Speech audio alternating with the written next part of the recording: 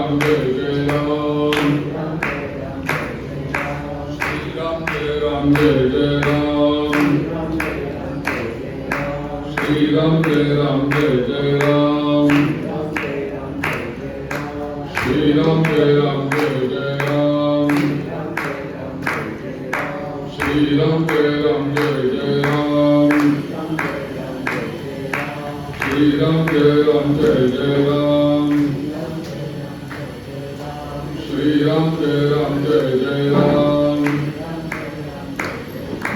श्री राम जय राम जय जय राम श्री राम जय राम जय जय राम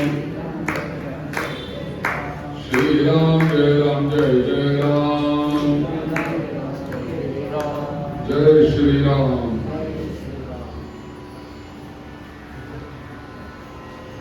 या पुरुषोत्तम मासाच्या निमित्ताने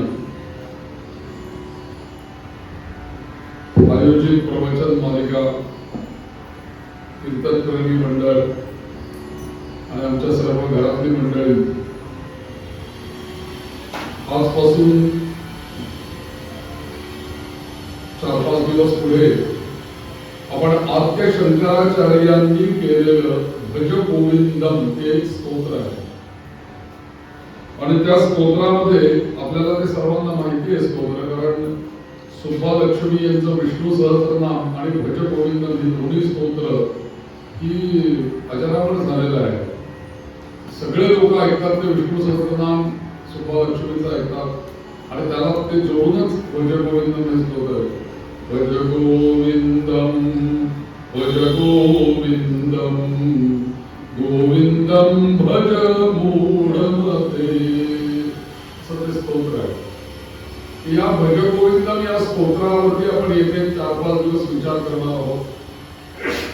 5:30 ते 7:30 रोज वेळ ठेवलेली आहे. या अधिक महिन्याचं वैशिष्ट्य असं आहे की या 17 मे पासून हा अधिक महिना सुरू झाला. अधिक महिना आणि अधिक महिना कुठला आलेला आहे तर ज्येष्ठ मास अधिक महिना आलेला आहे. एकंदरीत आपण जर का बघितलं तर आपलं हे जे संपूर्ण वर्ष आहे हे वर्ष 365 दिवसांचं एकंदरीत वर्ष आहे. एका वर्षामध्ये दिवस किती येतात? 365 दिवस येतात. मग या 365 दिवसांचं आहे हे 365 दिवसांचं वर्ष जे आहे आपल्याकडे पंचांग वापरत असताना 2 पंचांग चालतात. एक असतं ते सौर मानाने चालणारं पंचांग आणि एक आहे चांद्र मानाने चालणारं पंचांग. मग सौर मानाने जे चालणारं वर्ष जे आहे त्याला 365 दिवस लागतात. ते वर्ष जे आहे ते 365 दिवसांचं आहे. आणि चांद्रमानाने चालणारं जे वर्ष आहे ते चांद्रमानाने चालणारं वर्ष हे एकंदरीत 365 नाही तर 354 दिवसांचं वर्ष आहे चांद्रमानाचं. म्हणजे हे 365 हे 354 10 दिवसाचा दोन्ही याच्यामध्ये चांद्र आणि सूर्य याच्यामध्ये फरक आहे. हा एकंदरीत जो फरक आहे जो गणिताच्या दृष्टीने आपल्याला 10 दिवसांचा वाटतोय, प्रत्यक्षामध्ये हा जो फरक पडतो चंद्र आणि सूर्य याच्यामध्ये हा एकंदरीत 11 दिवसांचा फरक पडतो. दरवर्षी 11 दिवसांचा फरक आणि 3 वर्षांनी येणारा अधिक मास आणि अधिक महिन्यामध्ये किती संख्येला महत्व आहे? आपण म्हणतो 30 म्हणजे ऍक्च्युअली 33 संख्येला महत्व आहे.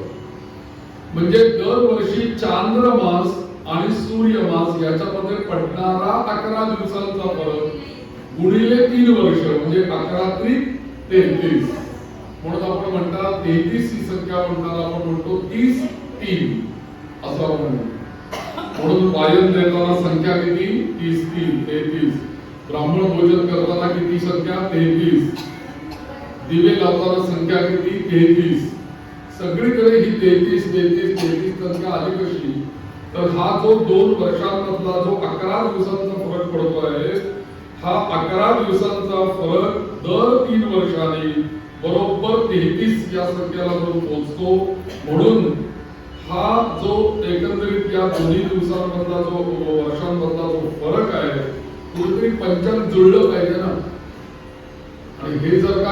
चांद्रमान आणि सौरमान हे जर का पंचांग जुळलं नाही तर होईल काय की भलतेच सण भलत्याच महिन्यांमध्ये येऊन जातील. म्हणजे उदाहरणार्थ गणपती नेहमी आपण सप्टेंबर महिन्यामध्ये ऑगस्ट सप्टेंबरच्या दरम्यान गणपती उत्सव येतो. हरतालिका श्रावण महिन्यामध्ये चातुर्मास इंग्रजी महिन्याप्रमाणे सर्वसाधारणपणे जुलै ऑगस्ट नंतर चातुर्मास सुरू होतो.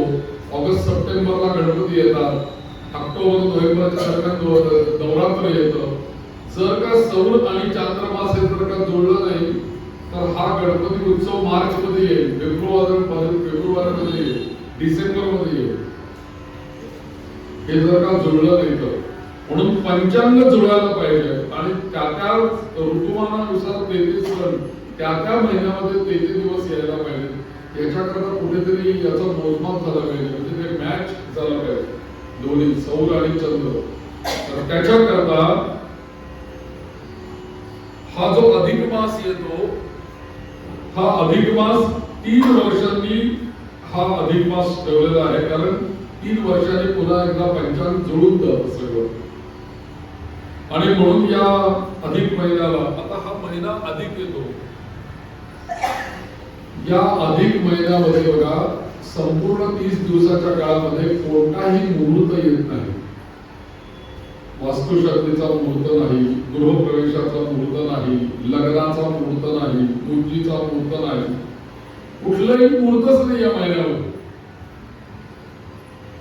या संपूर्ण महिन्यामध्ये आपल्याला कोणतेही काम्य करता येत कर्म करता येत नाही. म्हणजे अमुक कामाला घेऊन कर्म करायचं असं कोणतेही कर्म याच्यामध्ये करता येत नाही. अहो श्राद्ध सुद्धा पितरांचं करता येत नाही या महिन्यामध्ये.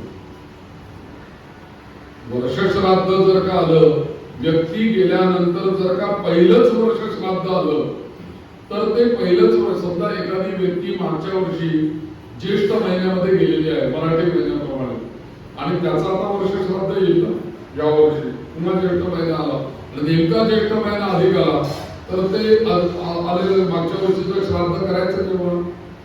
तर धर्मशास्त्राने असं सांगितलेलं आहे की जर का ज्येष्ठ महिन्यामध्ये मागच्या वर्षी एखादी व्यक्ती गेली असेल आणि त्या व्यक्तीचं श्राद्ध जर का या वर्षी ज्येष्ठ महिन्यात आलं आणि ज्येष्ठ महिना अधिक आला तर वर्ष श्राद्ध तुम्हाला अधिक महिन्यातच करावं लागेल. पण एखाद्याचं रेग्युलर श्राद्ध ज्येष्ठ महिन्यात येतं. दर ज्येष्ठ महिन्यामध्ये रेग्युलर श्राद्ध आहे. पहिलं वर्ष श्राद्ध नाही, नेहमीच श्राद्ध येतं. आपल्या वडिलांची आईची कोणाची तिथी येते ज्येष्ठ महिन्यामध्ये, तर ते मात्र श्राद्ध तुम्ही अधिक महिन्यात न करता ते केव्हा केलं पाहिजे? निजक ज्येष्ठामध्ये केलं पाहिजे. म्हणजे या संपूर्ण या महिन्यामध्ये श्राद्ध होत नाही, मुहूर्त नाही. एखाद्या ग्रहांचे काही जप, कोणाची शांत हे या महिन्यामध्ये होत नाही. एखाद्याची काय 60 शांत करायचे, 70 शांत करायचे, किंवा माझ्या पत्रिकेमध्ये शनीचा दोष आहे, मग राहूचा दोष आहे, केतूचा दोष आहे, मग त्याच्याकरता जप हवन हे या महिन्यात होत नाही, करू नये. कारण त्याचा उपयोगच नाही. कारण काम्य कर्म करायचंच नाही या महिन्यामध्ये. आता मला तुम्ही सांगा हे जर का काही करायचंच नाहीये तर मग या महिन्यामध्ये करायचं काय? मग या महिन्यामध्ये काय करायचं? या महिन्यामध्ये जावयाचं पूजन करायचं. हे महत्वाचं आहे. कोणालाही विचारतो की अधिक महिन्यात काय करता तो, पुढे तुम्हाला उत्तर देईल. जावयाचं पूजन करायचं महिना म्हणजे अधिक महिना. मग त्या निमित्ताने या जावयाला सुद्धा जे दान दिलं जातं, वायन दिलं जातं, ते सुद्धा 33 संख्येनेच दान दिलं जातं. 33. म्हणून मग त्याला बत्ताशाचं वायन असू दे, अनर्शाचं असू दे, आपण 33 संख्येने त्याला हे देतो. या संपूर्ण महिन्याला अजून काय म्हटलेलं आहे? अधिक मास म्हटलेला आहे, तसं मलमास म्हटलेला आहे, म्हणजे मलमास सुद्धा म्हटलेला आहे. त्याच्यानंतर याच महिन्याला आणखीन एक सुंदर असं नाव आहे, पुरुषोत्तम मास असं नाव दिलेलं आहे. आमच्या मराठमोळ्या भाषेमध्ये या महिन्याला अजून एक नाव आहे बरं का. ते म्हणजे पुरुषोत्तम मास वगैरे म्हणणं खूप मोठा शब्द आहे किंवा मोठा आहे. आमच्याकडे साधा शब्द आहे, धोंड्याचा महिना. तेवढंच म्हणतात. म्हणजे काय? अधिक मास. धोंड्याचा महिना म्हणजे काय? याच्यात काही नाही ना, म्हणून धोंडा दगड काय त्याच्यामध्ये, म्हणून धोंड्याचा महिना. तर एरवी केली जाणारी सगळी शुभ कार्य याच्यात बंद झाली, म्हणून धोंड्याचा महिना. होम हवन पूजा व्रत या सगळ्या गोष्टी अधिक महिन्यात वरच्या झाल्या. म्हणून या पूर्वीच्या लोकांना जो काही अवसर मिळत असे या व्रत वैकल्य पूजा होम हवन याच्यामध्ये, आता आम्ही पौरोहित्य करतो त्यामुळे आम्हाला अनुभव आहे की या महिन्यामध्ये कुठलाही मुहूर्तच नाही, त्यामुळे कार्य नाही ना. नित्यकर्म सोडून बाकी तुम्ही या महिन्यामध्ये काहीच करू शकत नाही. आणि मग या महिन्यामध्ये आणखीन काय करता येईल, तर मग या महिन्यामध्ये त्यांनी सांगितलं की तुम्ही या महिन्यामध्ये खास व्रत करा, पूजा करा आणि सर्वात महत्वाची गोष्ट आहे दान धर्म करा.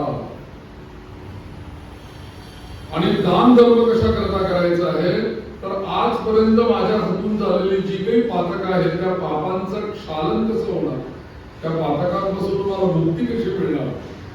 कल्पना करा की आज आपल्याला जे काही सुख मिळत आहे किंवा दुःख मिळत आहे जीवनामध्ये, तर या सुख सुख सुख सुख सुख म्हणता जे काही आहे आपल्याला सुख मिळतंय, आपणच काहीतरी मागच्या जन्मामध्ये किंवा या जन्मामध्ये कुठेतरी चांगलं पुण्य करून ठेवलेलं आहे.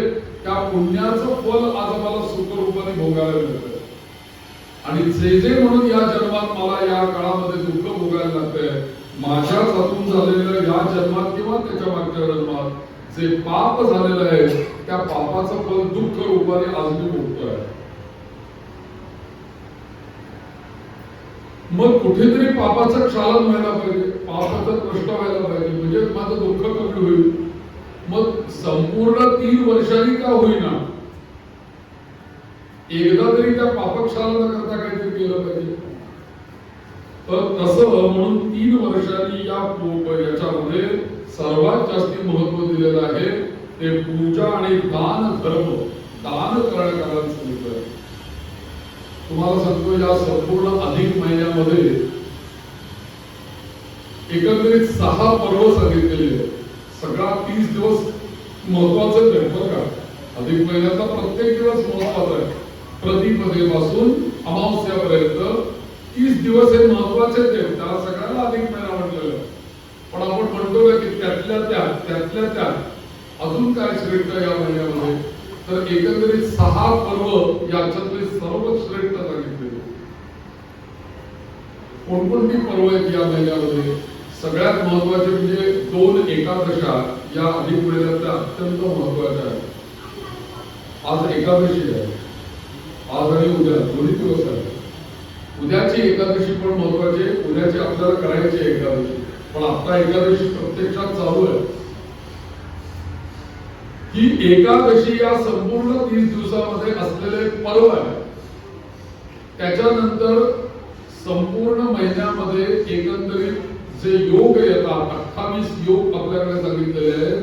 त्यामधला अत्यंत एक महत्वाचा योग आहे की जो अमावस्येसारखा मानला जातो, त्या योगाचं नाव आहे व्यतिपात योग. हा व्यतिपात योग ज्या दिवशी अधिक महिन्यामध्ये येतो त्या दिवशी एक पर्व मानावं म्हणून सांगितलेलं आहे. त्याच्यानंतर या संपूर्ण अधिक महिन्यामध्ये येणाऱ्या द्वादशा जी पर्व आहे, या संपूर्ण अधिक महिन्यामध्ये असणारी शेवटची अमावस्या जी पर्व आहे, अशी एकंदरीत या संपूर्ण अधिक महिन्यामध्ये 6 पर्व येतात. आणि या 6 पर्व दिवशी, पर्व याचा अर्थ विशेष दिवस, त्या दिवशी जर का आपण एखादं चांगलं काही कर्म केलं तर त्याचा आपल्याला शतपट सहस्रपट दशसहस्रपट पुण्य प्राप्त होतं असं सांगितलेलं आहे. उदाहरणार्थ उद्याचा दिवस आपल्या अत्यंत महत्वाचा आहे.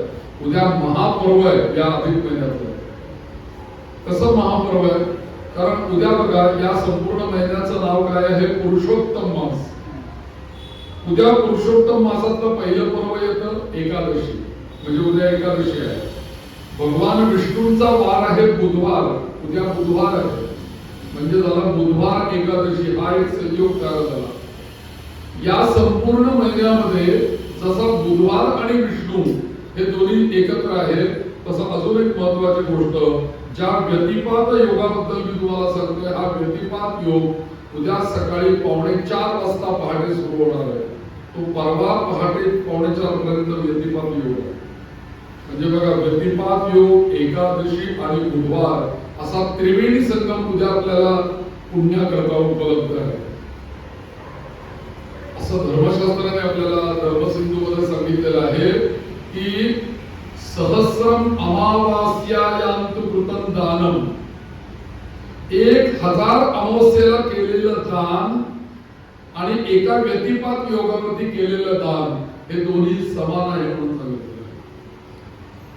एका व्यतिपात योगावरती जर का तुम्ही दान केलं एखादी काही गोष्ट, तर त्याचं पुण्य किती आहे? 1000 अमावस्येला दान जर का केलं तर ते पुण्य किती असेल, तेवढं पुण्य एका व्यतिपात योगाने आपल्याला प्राप्त होतं. मग व्यतिपात योग किती श्रेष्ठ असेल. आमच्याकडे जर का श्राद्ध चुकलं, समजा आमचं श्राद्ध पंचमीला आहे आणि नेमकं पंचमीला असलेल्या श्राद्धामध्ये सूतक आलं, सोयर आलं, कुठेतरी आपण टूरवर गेलो किंवा घरामध्ये काही अडचण आहे आणि ती श्राद्ध तिथी चुकली, तर लोकांचा प्रश्न असतो, आता श्राद्ध तिथी चुकली म्हणजे काही लोक असं म्हणतात की आता श्राद्ध यावर्षी चुकलं माझं, आता पुढच्या वर्षी. तसं नाहीये बघा, श्राद्ध चुकलं म्हणजे ते परत करायचंय. श्राद्ध चुकवून कसं चालेल? तर तिथी जर का चुकली तर पंचांगामध्ये किंवा धर्मसिंधूमध्ये असं लिहिलेलं आहे की जर का काही श्राद्धाची तिथी चुकली तर त्यानंतर नेक्स्ट टू जो व्यतिपात योग येईल, त्या व्यतिपात योगावरती तुम्ही पितरांचं श्राद्ध करू शकता. चुकलेलं श्राद्ध व्यतिपातावर केलं तर ते पितरांना पोचतं. मग या व्यतिपात योगावरती ज्यांना ज्यांना पितृदोष आहे, अशा जर का लोकांनी काही दान केलं तर त्याचं सगळं पितरांना पुण्य मिळेल. असा व्यतिपात योग आहे. मग या व्यतिपात योगावर गोदान करावं, या व्यतिपात योगावरती गाईला चारा द्यावा, या व्यतिपात योगावरती अन्नदान करावं, या व्यतिपात योगावरती गरिबांना जे गरजेचं असेल त्या वस्तू द्याव्या, या व्यतिपात योगावरती भगवान विष्णूंना दीपदान करावं. भगवान विष्णूंना आपण दीपदान ब्राह्मणाला करतो, जावयाला दीपदान देतो की नाही? अनर्थित वाईट ठेवल्यानंतर त्याच्यावर दिवा ठेवून आपण देतो. पहिलं दान या पुरुषोत्तमामध्ये जे दीपदान करायचंय ते भगवान विष्णूंना दान करायचं. कसं तुम्ही कराल विष्णूंना दान? तर त्यांनी सांगितलेलं आहे की संध्याकाळच्या वेळेला, 3 संध्येच्या वेळेला तुम्ही दिव्यामध्ये गाईचं तूप घाला, दिवा प्रज्वलित करा आणि त्या दिव्याची शुभ, आपल्याला कुठला श्लोक येत नसेल ना, एक श्लोक नक्की आपल्याला येतो, शुभं करोति कल्याणं आरोग्यं धन संपदा शत्रुबुद्धी विनाशाय दीपज्योतिरे नमोस्तुते. एवढा श्लोक म्हणा आणि या 3 संध्येच्या वेळेला एक दिवा गाईच्या शुद्ध तुपाने लावलेला भगवान विष्णूच्या समोर, आपल्या घरातल्या देवांसमोर ठेवा आणि देवाला सांगा की हा दिवा, मराठीत बोला की हा देवा, मी हा दिवा तुझ्याकरता दान दिलेला आहे, हे दीपदान तुझ्याकरता आहे.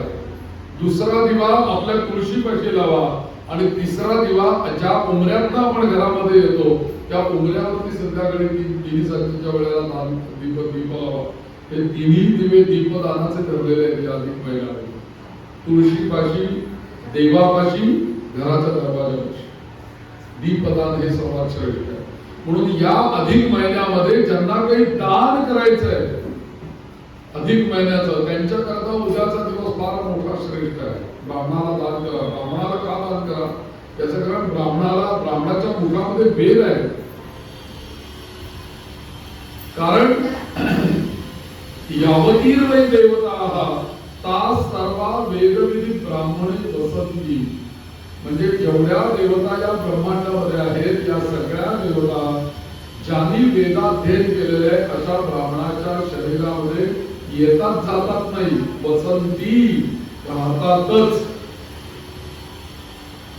तस्मात् ब्राह्मणेभ्यो वेदविद्यो दिवे दिवे नमस्कुर्यात् न अश्लीलं क्रियते. अशा ब्राह्मणाला जर का आपण नमस्कार जरी केला तरी तो नमस्कार त्या ब्राह्मणाला नाही, व्यक्ती ब्राह्मण शून्य आहे, लक्षात घ्या. ब्राह्मणाला जो आपण नमस्कार करतो तो त्या समजा मंदार गळकरांना तुम्ही नमस्कार केला ब्राह्मण म्हणून, तो मला नमस्कार नाहीये, मंदार गळकर महत्वाचे नाहीये. त्यांच्या ठिकाणी असलेली जी काही वेद अध्ययन आहे हे शाश्वत ज्ञान त्यांच्या शरीरामध्ये आहे, म्हणून त्या ज्ञानाला नमस्कार आहे, त्या देवतांना नमस्कार आहे. म्हणून ब्राह्मणाला जे आपण दान देतो त्या दानाने त्या देवता संतुष्ट होतात, म्हणून ब्राह्मणाला दान द्यायचं. धर्मशास्त्राने काय सांगितलंय की जेवढ्या आहुती तुम्ही होमामध्ये द्याल, यज्ञामध्ये, त्यांनी सगळ्या देवता तृप्त होतील. आणि ब्राह्मणाच्या हातावरती जे तुम्ही द्याल त्या ब्राह्मणाच्या हातावरती दिलेल्या दानाने तुमचे पितर तृप्त होतील. पितर यज्ञाने तृप्त होत नाही, पितर हे ब्राह्मणाच्या हातावरती दिलेल्या दानाने तृप्त होत. म्हणून अग्निमुखा वै देवा हा पाणीमुखा पितर हा असं आपल्याकडे सांगितलं. म्हणून या अधिक महिन्यामध्ये दान करायचं ते कोणाला, म्हणून 30 ते 31 ब्राह्मण पूर्वीच्या काळी जेवायला घालायचं.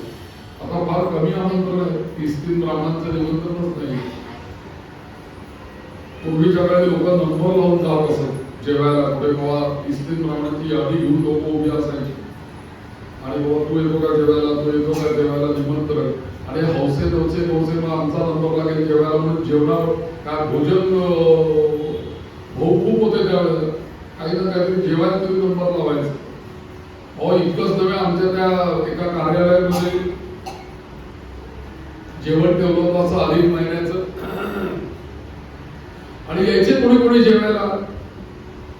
अधिक महिन्याचं जेवायला काय, पण यजमानांनी काय विचार केलेला असायचा की आले 2-4 ब्राह्मण जेवायला येऊ देत, आपल्याला 33 घालायचे, 40,000 म्हणून काय बिघडत आहे, 33 झाले अजून अधिकच अधिकम फल, म्हणून कोणी नाही म्हणायचं नाही.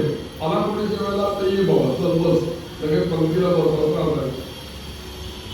पण या अधिक महिन्याची यादी करताना पूर्वीच्या पिढी तुझं गोत्र काय, गळ्यात चालू आहे का, संध्या करतो का, गायत्री जप करतो का, हे प्रश्न असायचे. हे आमचे असे हौसे होते की ब्राह्मण मग जानवं घेत जा तिथे जेवायला. एक ब्राह्मण आला असतात नारायणपेठेमध्ये जेवायला एका कार्यालयामध्ये, आणि ते यजमानाची 2 माणसं बाहेर उभी होती, तेव्हा कोण परिचित दिसतोय ब्राह्मण त्याला आत सोडायचं ना, ब्राह्मण तर वाटला पाहिजे. तर तो आला एक ब्राह्मण तिथं चालला आतमध्ये, हे म्हणे कुठे चालला, ये इकडे म्हणे. तो म्हटला मी जेवायला आलोय 30 जेवायला. म्हटलं तुझं गोत्र काय म्हणे. तर त्या ब्राह्मणाला असा प्रश्न विचारला तर ते म्हणले अहो गरीबाला कुठलं गोत्र असतं म्हटले, जाऊ की आम्हाला जेवायला, गरीबाला कुठं गोत्र आहे काय. गंमत बघा की अशी पुण्यातले हे सगळे विनोद आहेत या 30 ब्राह्मणांच्या बरोबर झालेले. तर ती 33 ब्राह्मण भोजन करणं हे आपलं महत्वाचं आहे. म्हणून पापक्षालन, म्हणून याच्यामध्ये पुरुषोत्तम स्वरूप ब्राह्मण आणि जावई आणि मुलीचं पूजन करणं म्हणजे लक्ष्मी नारायणाचं पूजन केल्याचं म्हणतो. कन्यादान करतानाच लक्ष्मी आणि नारायण यांचं तिथे स्मरण केलं जातं. लग्न लावतानाच वडील असं म्हणत असतात की माझी मुलगी, तिचं नाव काही असेल, ती माझ्याकडे जन्माला आली असेल, पण आज ती भोगल्या उभी राहिली म्हणून ती आज लक्ष्मी आहे, आणि ज्याला मी दान देतो ते नारायण विष्णू आहे. याच्या इतकी उदात्त आणि श्रेष्ठ भावना दुसऱ्या कुठेही नाही, बरं ती आमच्याकडे आहे. आणि त्याच्याही पुढची श्रेष्ठ भावना म्हणजे काय आहे की कन्यादान केल्यानंतर आई आणि वडील त्या मुलीला आणि जावयाला नमस्कार करतात. मला सांगा इतका उदात्त भावना कुठल्या देशात आहे, कुठल्या धर्मामध्ये आहे की माझी मुलगी आणि माझा जावई हे साक्षात लक्ष्मी आणि नारायण स्वरूप आहे. आणि मग लक्ष्मी नारायण असलेल्या जावयांचं पूजन या महिन्यामध्ये नको का करायला, कारण जावई हे नारायणाचे प्रत्यक्ष पुरुषोत्तम आहे आणि माझी मुलगी लक्ष्मी आहे, म्हणून जावयाला बाहेर करायची ती परंपरा सुरू आहे. आता पापनाश जर का करायचं जर का झाला ना, तर हल्लीच्या काळामध्ये त्वचेचं शुद्धीकरण करणारे पुष्कळ गोष्टी आहेत. त्वचा शुद्ध करा, त्याला लोशन लावा, हे लावा, तेल लावा, क्लिन्झिंग खूप उपलब्ध आहेत, निसर्गोपचार आहेत. अनेक मार्गांनी आपल्या शरीराचं क्लिन्झिंग केलं जातं. परंतु आपल्या धर्माने आपल्या शरीर वरून झालं सगळं. आतून क्लिन्झिंग कसं करायचं हे शरीर, याच्याकरता दर महिन्यामध्ये क्लिन्झिंग करण्याकरता एक आपल्याकडे व्रत दिलं. त्या व्रताचं नाव आहे एकादशी. म्हणून 30 दिवसांमध्ये 2 एकादशा येतात आणि ती एकादशी जर का आपण केली तर एक प्रकारची शरीर शुद्धीच होते. एकाने मला असं सांगितलं, मी म्हणजे व्हॉट्सअप युनिव्हर्सिटीमध्ये वाचलेलं सांगतो तुम्हाला, की त्यांनी असं लिहिलं होतं की फास्टिंग करणं महिन्यामध्ये जर का तुम्ही व्यवस्थित जर का फास्टिंग केलं महिन्यातून 2 वेळेला, तर त्यांनी असं लिहिलं होतं की तुम्हाला कधीही कॅन्सर होणार नाही, असा तो लिहितो. कॅन्सरच्या पेशी तुमच्या शरीरात डेव्हलपच होणार नाही. मग महिन्यातून 2 वेळेला फास्टिंग करायचं म्हणजे 15 दिवसात एकदा फास्टिंग करायचं. पण ते कसं करायचं? उपवास करायचा. फास्टिंग म्हणजे उपवास करायचा. तर कसा करायचा? निर्जला उपवास केला पाहिजे, पाणी सुद्धा प्यायचं नाही असा उपवास केला पाहिजे, असं त्यांनी लिहिलेलं होतं. आणि हे कुठेतरी ऋषीमुनींनी संतांनी सांगितलं नव्हतं हे फास्टिंग करायला. हा कुठेतरी जिमचा ऍडवायझर होता, त्यांनी लिहिलं होतं. आमच्याकडे आता असं झालेलं आहे की आमच्या धर्मशास्त्राने व्रतवैकल्यांमध्ये जर का सांगितलं की नक्त करा, म्हणजे संध्याकाळी एकदा भोजन करा, दिवसभर उपवास करा. त्याच्यानंतर आता बघा, चतुर्थी दिवसभर उपवास, चंद्रोदयाला सोडायचा आहे, प्रदोष व्रत दिवसभर करायचं आहे, संध्याकाळी सोडायचं आहे, दत्त जयंतीचा उपवास आदल्या दिवशी करायचा आहे, दुसऱ्या दिवशी सोडायचा आहे. हे आपल्याकडे असे अनेक उपवास असतात. किंवा एकादशी करायची ती पूर्ण दशमीला उपवास सुरू होतो. तो दशमीला सुरू झालेला उपवास पूर्ण दिवस रात्र गेल्यानंतर द्वादशीला सोडायचा. एवढं फास्टिंग आहे. मला तुम्ही सांगा, आज आमच्या धर्मशास्त्राने हे जर का सांगितलं एक उपवास करायला, हे एक प्रकारचं फास्टिंग नाहीये का? पण आज आम्हाला हे पटत नाही. पण एखाद्या जिम वाल्याला माणसाने जर काय यांनी सांगितलं तर मग आम्ही ते करायला बसलेलो आहोत. मग त्यांनी सांगितलं एवढंच खा, 300 ग्रॅम घ्या, 200 ग्रॅम खा, खाऊ नको, सकाळी पाणी पिऊ नको, हे सांगितलं की ते त्या घरात लावून ठेवतात तो तिथे. आणि त्याप्रमाणे फूड, त्याप्रमाणे नाश्ता, त्याप्रमाणे भोजन सगळं. मग वेगवेगळ्या प्रकारचे डाएट्स करतो आपण, दीक्षित डाएट करू. पण आपल्या धर्मशास्त्राने हा विचार आपल्या आरोग्याचा हजारो वर्षांपूर्वी करून ठेवलेला आहे. म्हणून शरीराला सुद्धा आतून क्लिन्झिंग करणं म्हणजे उपवास आहे.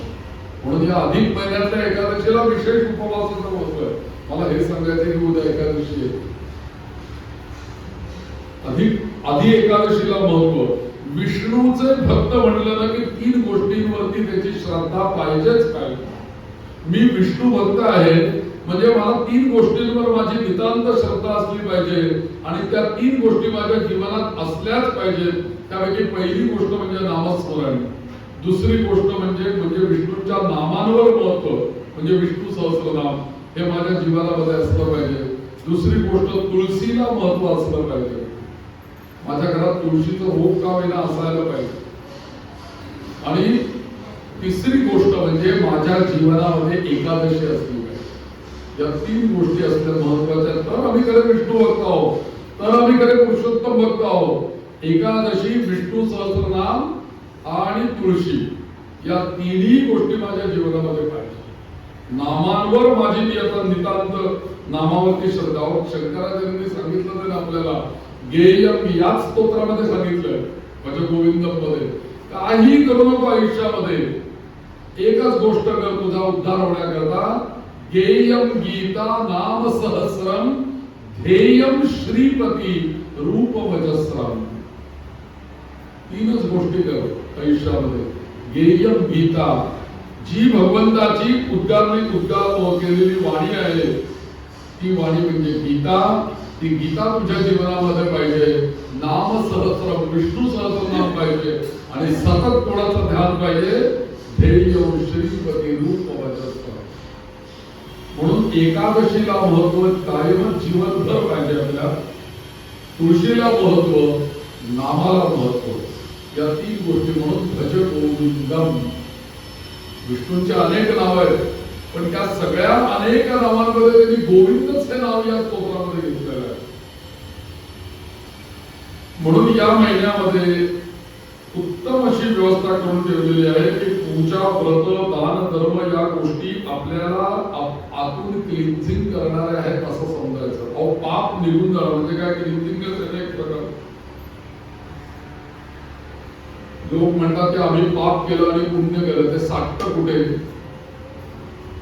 साठतं कुठे? समजा मी काही पुण्याचं काम आत्ता केलं किंवा माझ्या हातनं आत्ता सगळ्या लोकांच्या देखत डोळ्यात देखत माझ्याकडनं ते पाप घडलं, तर ते स्टोर कुठे झालं, राहिलं कुठे ते पाप,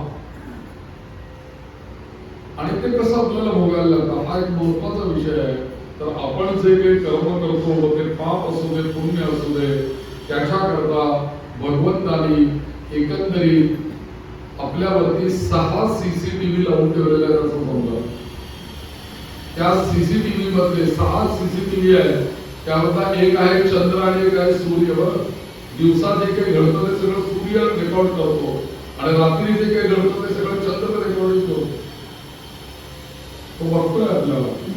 बरं, इतकंच नव्हे, ही जी पृथ्वी माता आहे ती विष्णूची पत्नीच आहे ना, विष्णू पत्नी नमस्तुभ्य, ती रेकॉर्ड करते सगळं.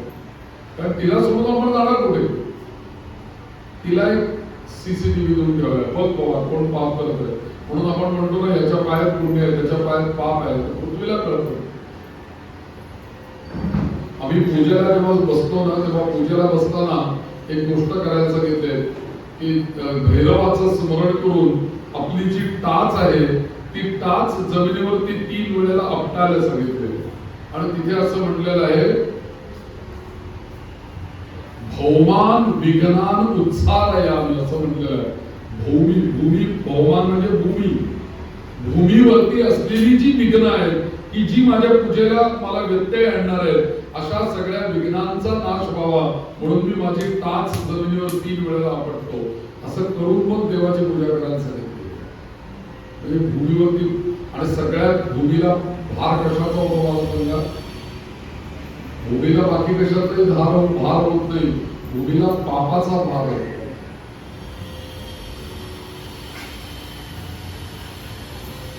तर म्हणून हे पाप कसं कमी होईल याचा सगळ्याचा विचार या महिन्यामध्ये केला. मग तुम्ही या महिन्यामध्ये मौन व्रत करू शकता, मंत्र जप करू शकता, स्तोत्र पठण करू शकता, धार्मिक ग्रंथांचं वाचन करू शकता, एखादा ग्रंथ पाठ करू शकता.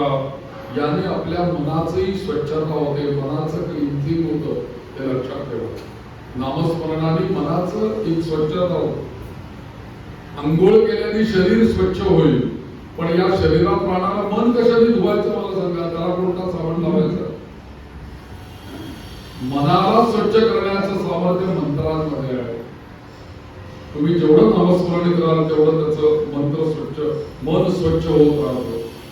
म्हणून अशा पद्धतीने आपलं मन, आपला आहार या सगळ्याची योग्य सांगड जर का घातली आणि या जर का गोष्टी केल्या तर या अधिक महिन्यामध्ये आपल्याला त्याचा जास्तीत जास्त परिणाम आपल्याला प्राप्त होतो. म्हणून दर 3 वर्षांनी येणारा, 3 वर्षांनंतर एखादा येणारा अधिक महिना, या अधिक महिन्याचं हे वैशिष्ट्य आहे की या अधिक मास येण्याच्या आधीच्या 3 वर्षाचं तरी पापक्षाला आपल्याकडनं झालं पाहिजे. कमीत कमी मागचा अधिक आला होता, मला वाटतं आषाढ महिना मागच्या वर्षी वेगळा अधिक महिना होता आणि आता ज्येष्ठ आलेला आहे. तर मागच्या अधिक ज्येष्ठापासून आतापर्यंत 3 वर्ष झाली. मागच्या वेळेला आपण विष्णू सहस्रनाम विषय घेतला होता. तर त्या 3 वर्षाचं तरी पातक या अधिक महिन्यामध्ये गेलं पाहिजे, हा तरी विचार आपण करावा. म्हणून स्वतःची काया वाचा मन याचं शुद्धीकरण करण्याकरता या अधिक महिन्यामध्ये पूर्वापार केली जाणारी दान आणि व्रत या सगळ्याचा विचार ऋषी मुनींनी पूर्वीच्या काळी करून ठेवलेला आहे. आत्ताच्या काळामध्ये आपण त्याचा विचार केला पाहिजे की यातला आपल्याला अधिकस्य अधिकम बलम काय करता येईल. आपल्याला नामस्मरण करता येईल, आपल्याला उपवास करता येईल, एकादशी करता येईल, दान धर्म करता येईल, आपल्याला जमेल तेवढा. असं काही नाही, पण काहीतरी दान देणे महत्वाचं आहे. आपल्या परिस्थितीशी वेळ घालून आपण या सगळ्या गोष्टी करू शकतो. मग या महिन्याला पुरुषोत्तम मास का म्हणायचं? त्याचं कारण धोंड्याचा महिना किंवा या महिन्यामध्ये सूर्याची संक्रांत येत नाही. सूर्य हा दर महिन्याला एका राशीतून दुसऱ्या राशीमध्ये जातो. सर्वसाधारणपणे दर महिन्याला एक एक संक्रांत येते. आपल्याला फक्त माहिती की मकर संक्रमण माहिती आहे, त्यावेळेस तो मकरामध्ये येतो, पण दर महिन्याला तो राशी बदलत असतो. पण एक हा जो अधिक महिना आहे, तुम्ही पंचांग उघडून बघा, या अधिक महिन्यामध्ये सूर्य एका मागच्या महिन्यामध्ये 17 मेच्या आधी ज्या राशीमध्ये सूर्य होता 17 जून पर्यंत तो त्याच राशीमध्ये राहणार आहे. 17 जून नंतर लगेच तो राशी बदलेल. मग ज्या महिन्यामध्ये सूर्य संक्रमण होत नाहीये तो महिना बदलतच नाही, तर तोच महिना राहणार ना. मी जर का इथून कुठे गेलोच नाही तर मी कुठे आहे तिथेच आहे, मग महिना बदलतच नाही. सूर्याप्रमाणे सूर्यच जर का बदललेला नाहीये तर मग सूर्याचा महिना कसा बदलेल? म्हणून ज्या महिन्यामध्ये सूर्य संक्रांत होत नाही तो अधिक महिना. मग याच्यामध्ये सूर्य संक्रमण नाही होत, या महिन्यामध्ये कोणताही मुहूर्त येत नाही. 12 महिन्यांच्या देवता ठरलेल्या आहेत. या 12 महिन्यांमध्ये अशी कथा सांगितली जाते की या महिन्याला सुद्धा असं वाटलं की अरे बाबा माझ्या मी जरी आलो माझा महिना आला तरी माझ्या या महिन्यामध्ये कोणी दान धर्म व्रत वैकल्य कोणी काही करत नाहीये आणि मला मलमास म्हणून सगळे हिणवताय. म्हणून या महिन्याने असा विचार केला की आपण नारायणाला शरण जाऊया. म्हणून हा महिना हा मास त्या भगवंताला शरण केला, नारायणाला शरण केलं. आणि त्या नारायणाला त्यांनी प्रार्थना केली की देवा नारायणा, मला काहीतरी सगळेजण हिणवतायत, कोणी धोंड्याचा महिना म्हणते, कोणी मलमास म्हणते, कोणी क्षयमास म्हणते, मी काय करावं, मला काहीतरी महत्व द्या. तेव्हा नारायण म्हटले की तू काही चिंता करू नकोस, तुला कोणी जरी आश्रय दिला नाही तर मी तुला आश्रय देतो आणि म्हणून तुला मी माझं नाव देतो. म्हणून भगवान नारायणांनी स्वतःचं सर्वात उत्तमातील उत्तम जे काही नाव आहे पुरुष उत्तम, पुरुषोत्तम असं नाव स्वतः त्या अधिक महिन्याला देऊन टाकलं. आणि म्हणून या महिन्याला पुरुषोत्तम मास असं म्हटलं गेलं. नारायणाचा महिना किंवा विष्णूंचा महिना असं का म्हटलं गेलं? याचं कारण भगवंतांनी हे नाव त्या महिन्याला दिलेलं आहे. मग या महिन्यामध्ये रोज विशिष्ट वेळी देवळात जाणं, देवासमोर तेलवात लावणं, दान करणं, उपवास करणं, साध्या साध्या गोष्टीही आपण या महिन्यामध्ये नक्की करू शकतो. या निमित्ताने बघा आता 5-6 दिवस तुम्ही या प्रवचन ऐकायला काढूया, रोज देवळात येणं होईल तुमचं आपोआपच. 5:30 ते 7:30 सत्संगही होईल. भगवान विष्णूंची पूजा करणं आणि देवाला रोज एकाच प्रकारची 33 फुलं वाहणं ही सुद्धा त्याची सेवा होऊ शकते. एकाच प्रकारची 33 फुलं आणा, देवाला वाहा, ही पण एक मोठी सेवा आहे. आपल्या पूजेच्या दुकानांमध्ये अधिक मास वात मिळते बघा. अधिक मास दिव्याची वात, त्याला 33 वाती असतात आणि 33 वातींची ती एक वात बनवलेली असते. अशी वात मिळते विकत. म्हणजे दिवे सुद्धा 33 लावायचे, ती लावावी. ज्यांना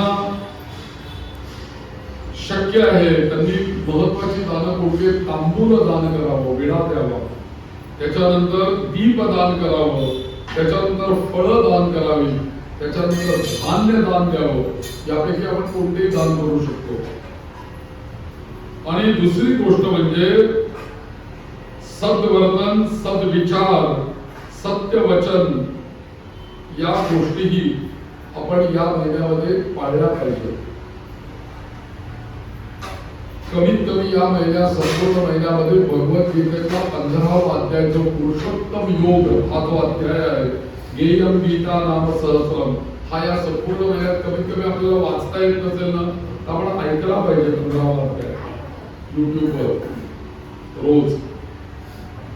म्हणून भगवानच्या विष्णूच्या श्रेष्ठत्वाबद्दल, संसाराबद्दल, वागण्याबद्दलचं मार्गदर्शन या अध्यायामध्ये केलेलं आहे आणि याला पुरुषोत्तम योग असं म्हटलेलं आहे.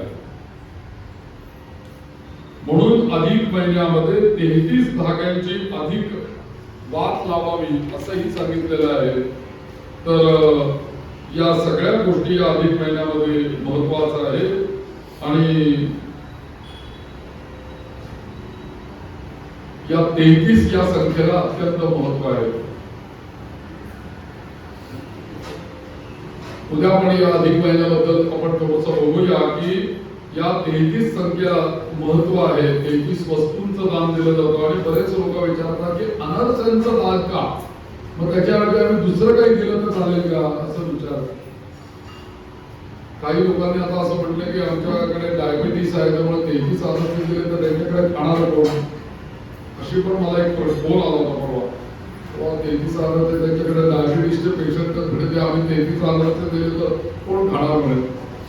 ज्यांना दिले ते खातील ना, त्यांना कुठे डायबिटीस आहे, तेवढं ते एवढे गोड खातात, ते डाएट करतात, ते खात नाही, खाणार काय. तर ते महत्वाची गोष्ट काय आहे की अपूप म्हणजे अनरसाला दान का करायचं, याचं कारण असं आहे की अनरसा हा जो काही आहे एक अपूप हा शब्द आहे. अपूप म्हणजे वडा. या दोन्ही अपूप किंवा अनरसे हे जे आहेत त्यांना कधीही शिळ मानलेलं नाही. आपल्याकडे अनरसा शिळा होतो का, कधी शिळ मानलं जात नाही. आणि हा अनरसा जेव्हा तळून बाहेर काढला जातो तेव्हा अनरसा हा सच्छिद्र आहे, त्याला भोक आहे, असंख्य भोक पडलेले, त्याचा बंद नाहीये पूर्ण पुरीसारखा, पॅक बंद नाही, त्याला सच्छिद्र आहे, भोक आहेत, त्याला जाळीदार असतो. आणि मग या जाळीदार असलेला अजून एक पदार्थ आहे तो म्हणजे म्हैसूर पाक, हा पण जाळीदारच आहे. किंवा बत्तासा, हा सुद्धा जाळीदार आहे, त्याला छिद्र आहे. म्हणून याचं दान केलं जातं. आणि याच्या सोबत दान देताना विडा असायला पाहिजे आणि दिवा असायला पाहिजे. असं म्हटलेलं आहे की जेवढी छिद्र त्या अनारस्याला आहेत तेवढी पातक दान दिल्याने नष्ट होतात, म्हणून ते दान केलं पाहिजे, म्हणून अनारसा दिला पाहिजे. तर या सगळ्यामध्ये अधिक महिन्यामध्ये आपण जे स्तोत्र महत्वाचं ठेवलेलं आहे त्याच्यामध्ये गोविंद हा शब्द महत्वाचा आहे. भज गोविंदम. आपल्याला गोविंद नाव म्हणजे का घ्यायचं किंवा गोविंद नावाला एवढं का महत्व दिलेलं आहे हे आपण पाहूया. 1-2 मिनिटं नामस्मरण करूया आणि पुढे जाऊया. श्रीराम जय राम जय जय राम. श्रीराम जय राम जय जय राम. श्रीराम जय राम जय जय राम. श्रीराम जय राम जय जय राम. श्रीराम जय राम जय जय राम. श्रीराम जय राम जय जय राम. श्रीराम जय राम जय जय राम. श्रीराम जय राम जय जय राम. श्रीराम जय राम जय जय राम. श्रीराम जय राम जय जय राम. श्रीराम जय राम जय जय राम. भगवान महाविष्णूंची अनेक नावं आहेत बरं का, 1000 नावं आहेत. या स्तोत्रामध्ये आचार्य आपल्याला आवर्जून सांगतायत, प्रत्येक श्लोकानंतर तेच सांगतायत, भज गोविंदम. एकदा सांगत नाहीये भज गोविंदम, भज गोविंदम, गोविंदम भज मूढमते. एका चरणामध्ये, एका अर्धेवीमध्ये 3 वेळेला आचार्य हेच सांगतात, भज गोविंदम, भज गोविंदम, गोविंदम भज मूढमते. प्राप्ते सन्निहिते मरणे, नहि नहि रक्षति डुक्रुं करणे. म्हणून गोविंदाला तू भज, गोविंद नाव घे असं का सांगतात. 1000 विष्णूंचे नाव आहेत. मग तिथे कुठलेही नाव, अच्युत 3 अक्षरांचे नाव पुष्कळ आहेत विष्णू सहस्रनामामध्ये. अच्युत आहे, वामन आहे, श्रीधर आहे. श्रीधर भज म्हणून कुठे म्हटलं नाही, ते गोविंद भज का म्हटलं. त्याला फार मोठं महत्व आहे. कारण आपल्याला गोविंद नावाचं महत्व लक्षात आलं तर आपल्याला भज गोविंद हे का म्हटलेलं आहे लक्षात येईल. या संपूर्ण सहस्रनामामध्ये सगळ्याच नावाचा वेगळा एक प्रभाव आहे. या सर्व ऋषी मुनींनी याचा अनेक वेळेला साधना केलेली आहे आणि अनेक वेळेला याचा जप केलेला आहे या नामांचा. पण या सगळ्या नावांमध्ये महत्वाचं नाव सगळ्यांनी जपलं असेल तर ती 3 नावांचा जप सगळ्यात जास्ती झालेला आहे. तो म्हणजे पहिलं नाव आहे अच्युत, दुसरं नाव आहे अनंत आणि तिसरं नाव आहे गोविंद. महाऔषधी नाव आहेत तर काही. आमच्याकडे एक श्लोक येतो, अच्युतानंत गोविंद नामोच्चारण भेषजात नश्यन्ति सकला रोगाः सत्यम सत्यम वदाम्य. भगवान शंकरांना त्यांनी ते हे पिलं होतं, विषप्राशन केलं आणि विषप्राशन केल्यानंतर त्यांच्या शरीराचा दाह व्हायला लागला आणि नंतर ते विष त्यांनी कंठामध्ये ठेवलं, त्यामुळे कंठ त्यांचा निळा झाला. आणि पार्वतीने एक दिवशी प्रश्न त्यांना विचारताना असं विचारला की नाथ, तुम्ही एवढं मोठं हलाहल नावाचं विष प्राशन केलं, त्या विषापासून तुम्हाला काही झालं कसं नाही, काहीच त्याचा परिणाम कसा नाही झाला. ते तुम्ही जरी ते कंठामध्ये ठेवलेलं असतं तरी तुमच्या शरीरात आहे ते विष, मग त्याचा परिणाम तुमच्यावरती कसा नाही झाला किंवा तुम्हाला तुम्ही त्याच्यामध्ये वाचलात कसे, तुमचं शरीर त्याच्यापासून वाचलं कसं. तर त्यावेळेला शिवांनी महादेवांनी आपल्या पत्नीला सांगितलं की मी भगवान विष्णूंच्या 3 नावांचा सातत्याने जप केला, त्यामुळे या विषाचा प्रभाव माझ्यावरती झाला नाही. पार्वतीने लगेच विचारलं की कोणती 3 नावं तुम्ही म्हटलीत की. तेव्हा त्यांनी सांगितलं अच्युतानंद गोविंद. अच्युत, अनंत आणि गोविंद या 3 नावांचा मी सातत्याने जप केला, त्यामुळे या विषाचा प्रभाव माझ्यावरती झाला नाही. आज जरी आपल्याला कधी ताप आला, डोकं दुखलं, कोणताही आजारपण आलं तरी तुम्ही सहजगत्या गोष्ट करा, होईल तेवढा माळ घेऊन करता आलं तर माळ घेऊन त्याचं नुसतं अच्युताय नमः, अनंताय नमः, गोविंदाय नमः, अच्युताय नमः, अनंताय नमः, गोविंदाय नमः सातत्याने या 3 नावांचा जप करा. इतकंच नव्हे, एखाद्या पेशंटला भेटायला जर तुम्ही गेलात तर एखादा कोणी आजारी असेल, पाणी घ्या साधं भांडवर, डाव्या हातावरती भांड ठेवा, त्याच्यामध्ये पाणी घ्या, त्याच्यावर उजवा हात ठेवा आणि अच्युताय नमः, अनंताय नमः, गोविंदाय नमः ही 3 नावं म्हणा बराच वेळ. त्याने ते पाणी अभिमंत्रित होईल. ते अभिमंत्रित पाणी झालेलं पाणी त्या पेशंटला प्यायला तरी सुद्धा त्याच्यापासून त्याच्या व्याधी बऱ्या होतील. थोडक्यात महाऔषधी म्हणजे काय, अनेक प्रकारच्या व्याधी बऱ्या करण्याचं सामर्थ्य या गोविंद नावामध्ये आहे. अनेक प्रकारच्या व्याधी बऱ्या करण्याचं सामर्थ्य विष्णूंच्या अच्युत नावामध्ये आहे आणि अनंत या नावामध्ये आहे. 3 नावं लक्षात ठेवा, अच्युत, अनंत आणि गोविंद. महाऔषधी आहे. आणि या भज गोविंदम या स्तोत्रामध्ये आचार्यांनी गोविंद हे नाव का ठेवलेलं आहे, कारण या संसारामधल्या ज्या व्याधी आहेत, हा भवसागर आपल्याला तरुण जायचा आहे आणि भवरोग झालेला आहे ना आपल्याला सगळ्यांना. या भवरोगामध्ये आपण अडकून पडलेलो आहे. या भवरोगातून आपल्याला मुक्त करायचं आहे. या भवरोगातून मुक्त करणारा विष्णूंचं नाव कुठलं आहे, गोविंद नाम. म्हणून या गोविंद नावाचं संकीर्तन या स्तोत्रामध्ये आचार्यांनी मानलेलं आहे. म्हणून या नावाचा अत्यंत मोठा प्रभाव आहे आणि याचं केवळ या 3 मंत्रांचं जरी आपण अनुष्ठान केलं तरी सुद्धा आपल्याला त्याच्यावर चांगलं फल मिळतं. या नावाचा प्रभाव असा आहे, मी तुम्हाला श्लोकच सांगतोय पद्मपुराणामधला. गोकोटिदानं ग्रहणेषु काशी प्रयाग गंगायुत कल्पवासः यज्ञायुतं मेरु सुवर्ण दानं गोविंद नाम्ना न कदापि तुल्यम्. पद्मपुराणाचा श्लोक आहे बरं का. गोविंद नाम्ना न कदापि तुल्यम. या गोविंद नामाची कोणाची तुलना होऊ शकत नाही.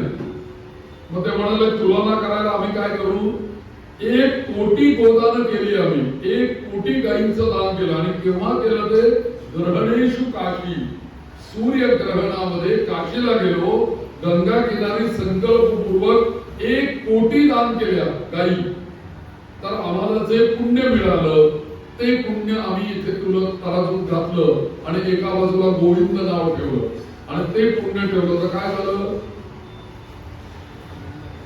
ते जे वजन होतं ते तुलना झालीच नाही, कारण ते पुण्य कमी पडलं. गोविंद नावच मोठं आहे, ते अजून खाली जाईल ना. पुढचं त्यांनी सांगितलं, ठीक आहे, काशीचं पुण्य आम्ही एका बाजूला ठेवू. गो कोटी दानम ग्रहणेषु काशी, 1 कोटी गोदानाचं पुण्य आणि ग्रहणामध्ये दान केलेलं काशीला जाऊन ते बाजूला ठेवू आपण, ते पुण्य नाही पुढं. दुसरं, त्याच्या शेजारी अलीकडे उत्तर प्रदेशात प्रयाग गंगा आयुत कल्पवासा.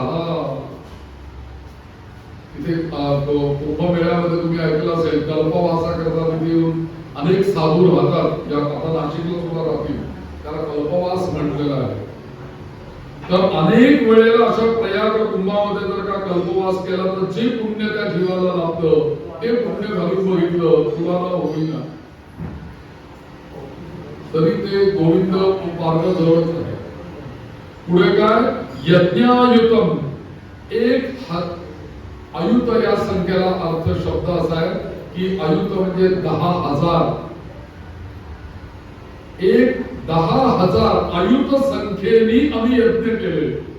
यज्ञायुतम मेरु सुवर्ण दान, 10,000 आम्ही यज्ञ केले आणि मेरू तुल्य सुवर्ण दान केलं की आमचं किती पुण्य वाढेल.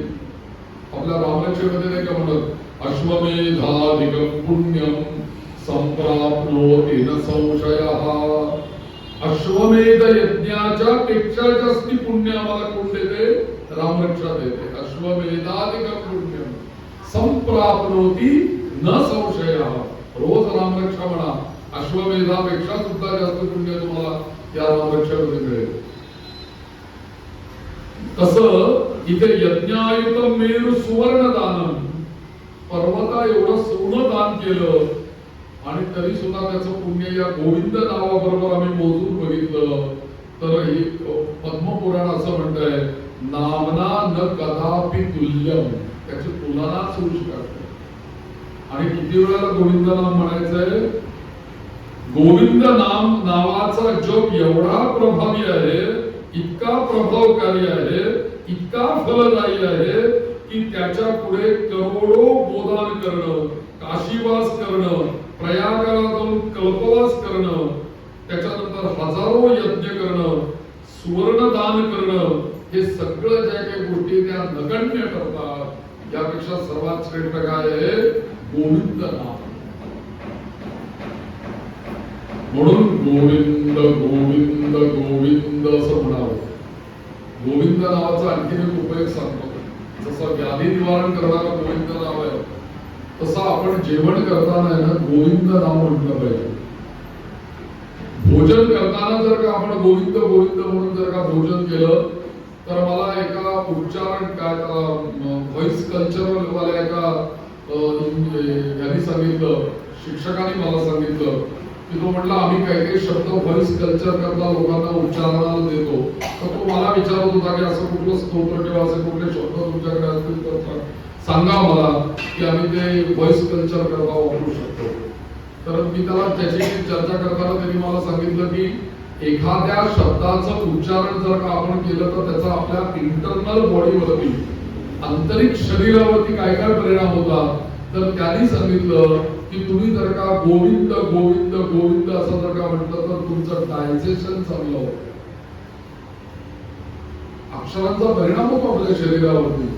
आणि म्हणून तुम्ही भोजन करताना जर का गोविंद गोविंद गोविंद म्हटलं तर तुम्ही बघा गोविंद असं म्हणताना त्या गोविंद या तिन्ही अक्षरामध्ये तुमच्या कंठामधून पण स्वर येतोय, दंत्य अक्षर पण त्याच्यामध्ये आहे आणि तालुस्थ अक्षर पण आहे. तिन्ही अक्षर त्याच्यामध्ये, म्हणजे एवढी यंत्रणा गोविंद म्हणताना तुमच्या शरीरातली हलते. म्हणजे तेवढे तुमच्या शरीरातले वायूंचं हालचाल होते, डायजेशन चालू होतं. म्हणून गोविंद नाम हे अत्यंत महत्वाचं आहे. केव्हा म्हणायचं ते? भोजन करताना गोविंद म्हणायला सांगितलं. पापा नरस्य दीप्तस्य या कुर्वन्तु भयं नरः गोविंद नाम वेदोधैर् नश्यते नीरबिन्दुभिः.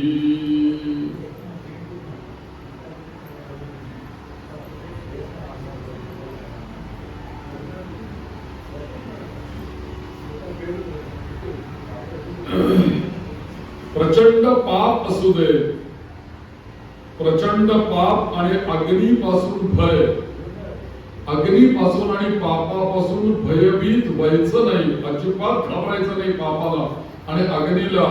फक्त गोविंद गोविंद